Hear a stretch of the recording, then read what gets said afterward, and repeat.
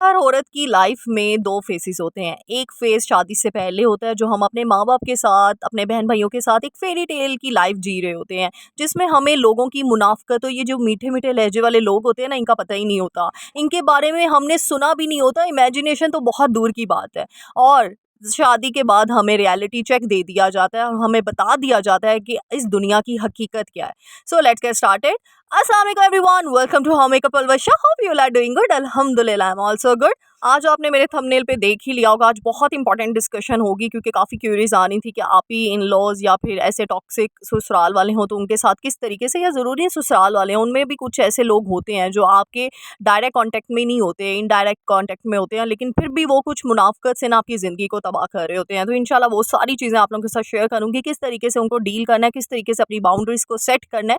साथ ही साथ अपनी डेली रूटीन शेयर करूँगी। यहाँ पे जी रात की रूटीन शेयर कर रही हूँ आप लोगों के साथ। रात को वैसे तो मैं डिनर नहीं करके सोती हूँ। कभी-कभार दिल करे, मैं ज़्यादा कोशिश करती हूँ मैं 7 बजे तक अपना मतलब जो है ना ईटिंग टाइम वो रखूँ 7 साढ़े 7 तक। कभी दिल करे तो फिर मिल्क शेक बना के पी लेती हूँ, या घर में किसी फैमिली मेंबर ने मिल्क शेक पीना हो तो वो भी विदाउट शुगर।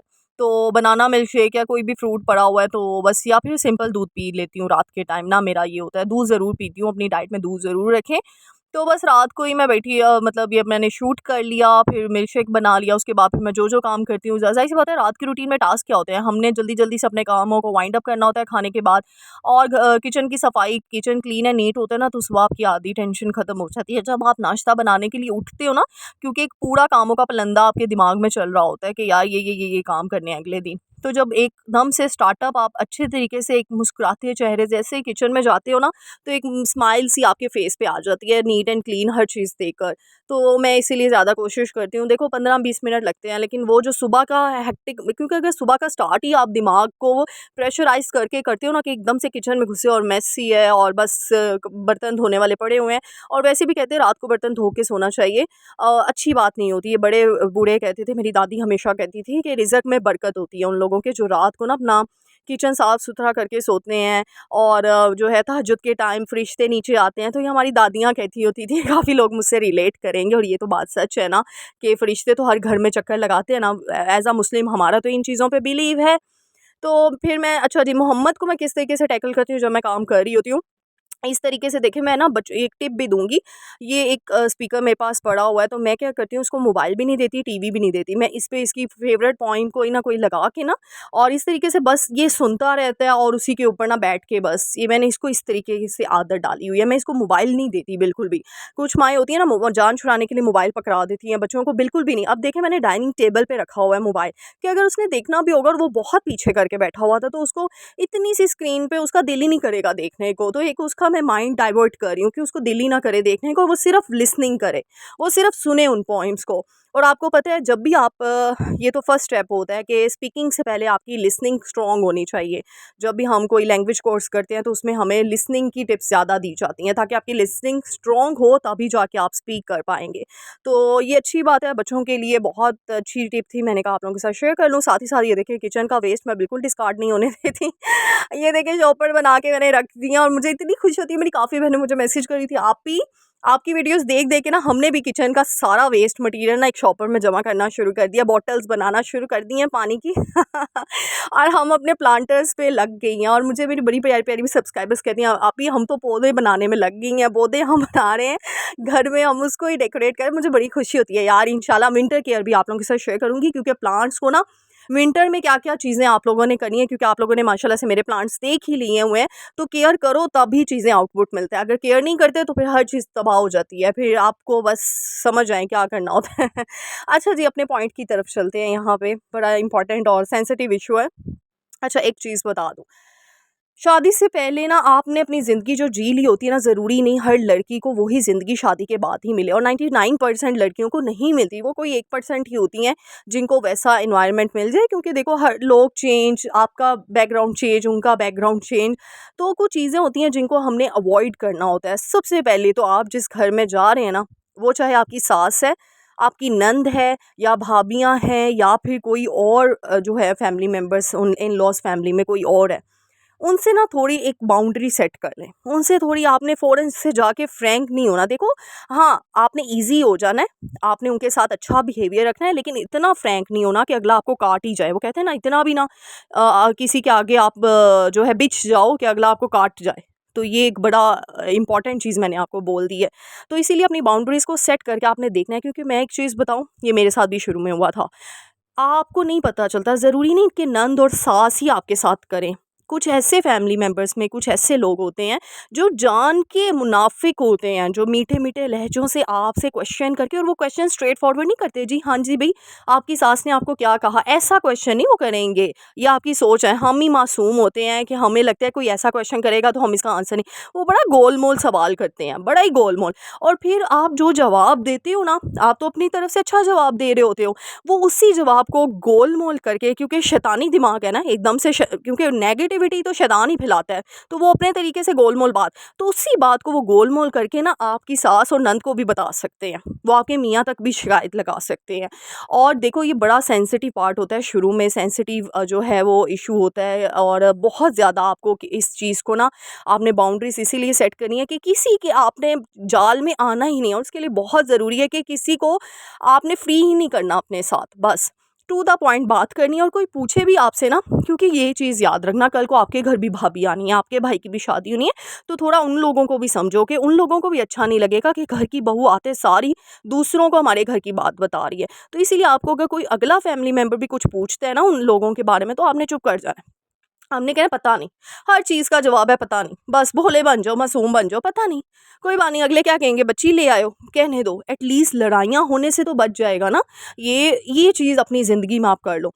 दूसरी चीज़ है, देखो, सास हो या नंद हो या कोई भी हो, आप मियाँ बीवी का ना रिश्ता बहुत बहुत बहुत गहरा होता है, और अल्लाह ताला की तरफ से तो ये अनमोल रिश्ता है, और सारे रिश्तों से अफजल है। इसीलिए तो इसमें शैतान का वार होता है, क्योंकि शैतान जो है, हज़रत आदम और हज़रत हवा में भी तो शैतानी उसने कर दी थी ना।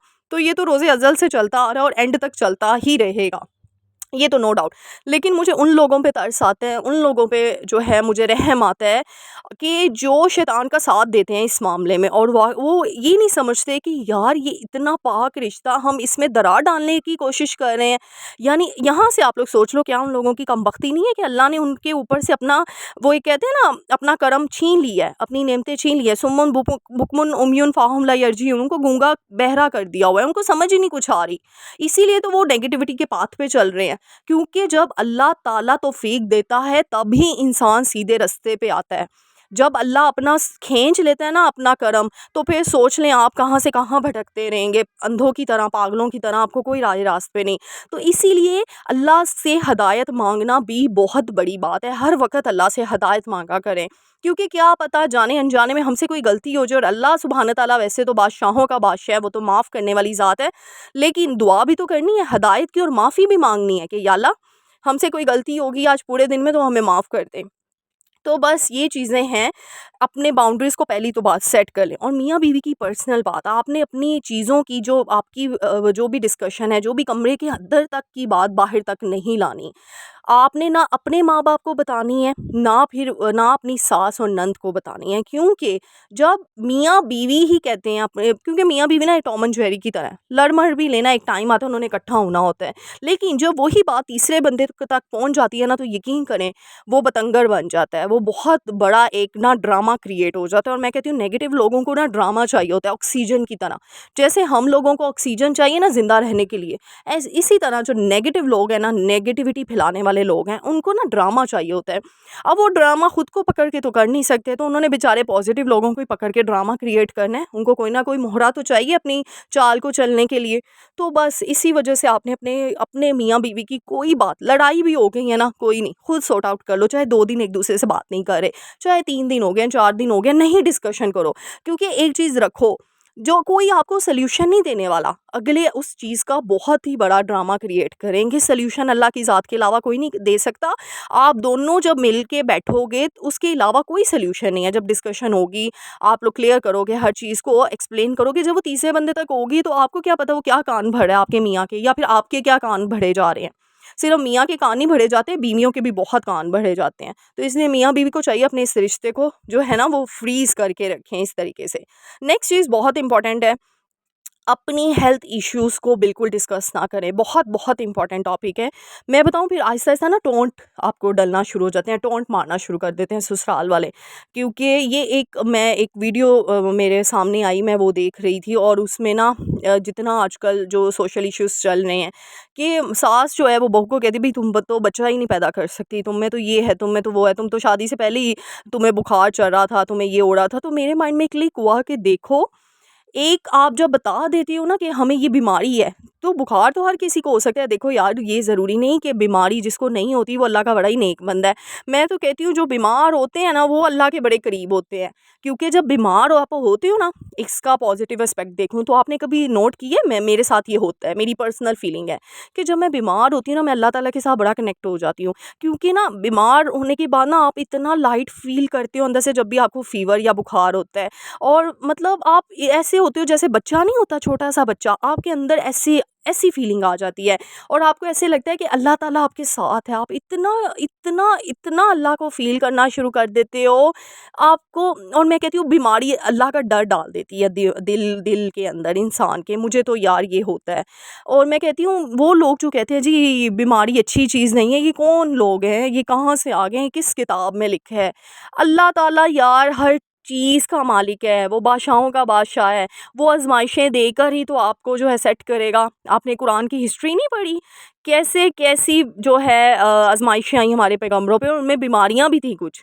तो ये अल्लाह ताला के काम है, ये अल्लाह ताला दे रहा है, ये आप नहीं हो, आप कंट्रोलर नहीं हो।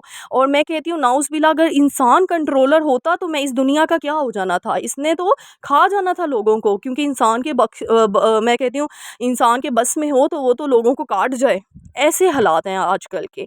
तो इसी वजह से सिर्फ़ और सिर्फ़ अपने हेल्थ इश्यूज़ देखो, कोई किसी का सॉल्यूशन, कोई डॉक्टर नहीं है यहाँ पे, आप डॉक्टर के पास जाएँ, अपने हेल्थ इश्यूज़ जो भी हैं थोड़े बहुत होते हैं, हार्मोनल चेंजेज़ होते हैं, कभी भी किसी से डिस्कशन ना करें क्योंकि वक़्त का पता नहीं होता।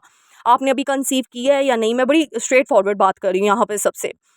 तो फिर इस तरीके से आपको टोंट ना, देखो कई दफ़ा होता है मर्दों में कमी होती है लेकिन औरतों पे इल्ज़ाम लग रहा होता है। क्योंकि औरतें बेचारी ना बड़ी मासूम होती हैं, वो शुरू में हाय हमारी कमर में दर्द हो रहा है, हाय मेरी टाँगों में दर्द हो रहा है। तो वो ना इन-लॉज़ के दिमाग में पड़ जाता है, यार हम बीमार लड़की ले आए, हम ना बीमारी घर पे ले आए। होते हैं ऐसे काफ़ी लोग हैं नेगेटिव लोग। तो वो फिर बस उनके दिमाग में होता है और फिर अल्लाह ना करे आप आगे से कंसीव ना कर पाओ तो उनके और दिमाग ख़राब हो जाते हैं और क्या पता उनके बेटे में ही नुक्स हो। तो ये चीज़ है, आपने अपने हेल्थ इश्यूज़ कभी भी किसी से डिस्कस नहीं करने। आप अपने हस्बैंड को इत्मीनान में लो, पहले उसको बताओ। अदरवाइज़ आप जब अपनी माँ के घर आते हो, आप जाओ, आप डॉक्टर के पास जाओ, अपना ट्रीटमेंट करवाओ, ताकि यार एक जो टॉक्सिसिटी है ना, जो एक नेगेटिविटी है, वो आपके घर के माहौल में डेवलप ना हो जाए। और यहाँ पे देखो, आप किसी से झूठ तो नहीं बोल रहे हो, लेकिन आप, ज़ाहिर-सी बात है, आपको पता ही नहीं है कि आप किसी को अगर अपनी हेल्थ इश्यूज़ बताओ, और वैसे भी बीमारियाँ बताने से क्या होगा किसी को, ढंढोरा पीट, कहते हैं ना, खुशियाँ जो है वो जितना आप फैलाते हो उतनी बढ़ती हैं। तो गम और बीमारी किसी को ना बताया करें। बस ये अपने अल्लाह के साथ डिस्कशन किया करें, और डॉक्टर है ना हर चीज़ के सॉल्यूशन के लिए। नेक्स्ट चीज़ बहुत इंपॉर्टेंट है, अपने बच्चों को अपने इन-लॉज़ के सामने आपने कभी भी क्रिटिसाइज़ नहीं करना, कभी भी अपने बच्चों को गलत नहीं है, मतलब कहते हैं ना, कई माँ-बाप कहते हैं, ओहो! दूसरों के सामने कहना शुरू कर देते हैं, हमारा बच्चा तो है ही नालायक, ये तो किसी काबिल नहीं है, ये तो है ही ऐसा, बस इसने तो कभी नहीं होना। वो फिर दूसरे भी उसी चीज़ को फ़ॉलो करना शुरू कर देते हैं। तो देखो, आपके बच्चे हैं, आपका खून है, आहिस्ता-आहिस्ता आपने ही तो इम्प्रूवमेंट करनी है। आप कैसे वालिदैन हो कि अपने बच्चों को आप दूसरों के सामने डिग्रेड कर रहे हो? तो मतलब ये क्या चीज़ है? तो इसीलिए अपने बच्चों को, ये भी नहीं कि अब उनको आपने झाड़ पे चढ़ा देना है, ऐसा भी नहीं है। बच्चों की तरबियत करने के भी अपने-अपने वो टिप्स एंड ट्रिक्स होते हैं, उनके थ्रू आपने एक बिल्कुल वेल बिहेवियर के साथ अपने बच्चों को लेके चलना है। नेक्स्ट चीज़ है, फाइनेंशियल प्रॉब्लम्स भी अपने आपने बिल्कुल डिस्कशन नहीं करनी है अपने इन-लॉज़ में से किसी के साथ भी। देखो, आपको ना आज की दुनिया में कोई आपकी मदद नहीं कर सकता अल्लाह के सिवा। बल्कि आप किसी के सामने रोते हो ना, तो वो अगला बंदा इतराता है कि अच्छा इसको इस चीज़ की ज़रूरत है। ओहो! वो कई बंदे होते हैं, मैं कहती हूँ 100 में से 1 होते हैं अच्छे लोग, जो आपको हेल्प कर देते हैं। लेकिन नहीं तो आजकल की दुनिया में आप किसी से उधार माँग के तो देखो, आगे से वो कहेगा यार हमारे पास तो खुद पैसे नहीं है, हमने तो कल ही इन्वेस्ट किया है वहाँ पे, हमने तो कल ही बच्चों की फ़ीस दी है, ऐसे करते हैं। क्योंकि कोई यार आज के ज़माने में ऐसा नहीं है। हाँ, अल्लाह की ज़ात है, अल्लाह ने भी यही कहा है आपको किसी भी चीज़ की ज़रूरत है तो अल्लाह के सामने गिड़गिड़ा के मांगो, देगा वो। क्यों परेशान होते हो अपने आप को, क्यों आपने मजबूरियों में डाला हुआ है? ये हम लोग हैं जो अपने आप को मजबूरियों में डाल के बैठे हुए हैं। तो बस दैट इन चीज़ों से हमने फ़ासला रखना है।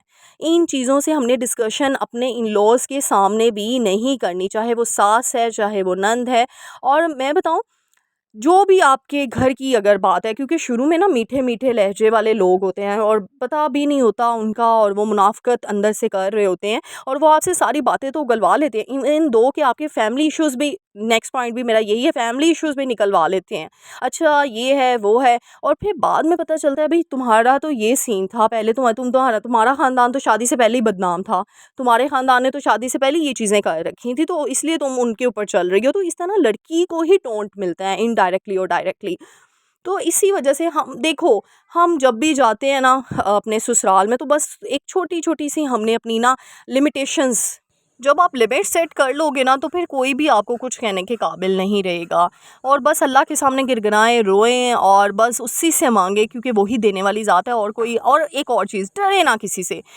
तो वा तो इज़्ज़ु मन तशा व तो ज़िल्लु मन तशा, अल्लाह चाहे जिसे इज़्ज़त दे, अल्लाह चाहे जिसे ज़लील करे। यानी कि अल्लाह के बगैर कोई किसी को इज़्ज़त दे नहीं सकता और कोई किसी को ज़लील कर नहीं सकता। तो इसी वजह से बस अल्लाह के सुपुर्द अपना मामला कर दिया करें और बेफ़िक्र हो जाएँ, क्योंकि कुछ काम ना आप लोगों को अपनी ज़िम्मेदारी से छोड़ देने चाहिए। और अपनी छोटी-छोटी सी देखें ना, अपनी गलतियाँ हम खुद भी तो करते हैं ना। हमें फ्रैंकनेस इतनी ज़्यादा नहीं कर लेनी चाहिए एकदम से हर किसी के साथ, कि हमें पता ही ना हो अगला बंदे के क्या इंटेंशन है, वो किस तरीके से हमारी बात को गोल-मोल करके, और वक़्त के हिसाब से आपको पता चलता है। और जब पता चलता है ना, बिलीव मी, तब भी दिल आपका ही टूटता है कि यार हमने तो इन लोगों को इतना अच्छा समझा और ये हमारी बातों को ही लीक करते रहे गोल-मोल करके, और उनका मतलब भी स्ट्रेट फॉरवर्ड वही नहीं होता, आपकी बात के वर्ड्स वही होंगे लेकिन मीनिंग वो अपना निकाल लेते हैं। इस तरीके से यार वो गोल-मोल करते हैं बात। तो बिलीव मी, आज आपको मैंने जो टिप्स बताई हैं, इंशाल्लाह आप इस पे अमल करेंगे तो काफ़ी हद तक आपकी लाइफ जो है ईज़ी हो जाएगी और काफ़ी हद तक आप जो है ना अब कंट्रोलर हो जाओगे अपने लाइफ के इंशाल्लाह। तो मुझे अपनी दुआओं में याद रखना है। मैं हमेशा दुआ करती हूँ अल्लाह ताला हम सबको दुनिया आखिरत दोनों की भलाई अता करे। And thank you so much मुझे इतना प्यार देने के लिए। और जल्दी से जाएँ, शेयर करें, लाइक करें, कमेंट ज़रूर किया करें मेरी शेरनियाँ, क्योंकि मुझे आप लोगों के कमेंट से इतनी खुशी होती है। और मुझे इतनी खुशी होती है जब मुझे पता चल रहा होता है मेरी नई-नई शेरनियाँ यहाँ से बिलो। वैसे तो ऑल ओवर द वर्ल्ड मेरी वीडियोस देखी जा रही हैं। थैंक यू सो मच मुझे इतना अप्रिशिएट करने का। बस इसी तरीके से कमेंट ज़रूर किया करें। मिलते हैं नेक्स्ट वीडियो में, अपनी दुआओं में याद रखिएगा। टिल देन अल्लाह हाफ़िज़।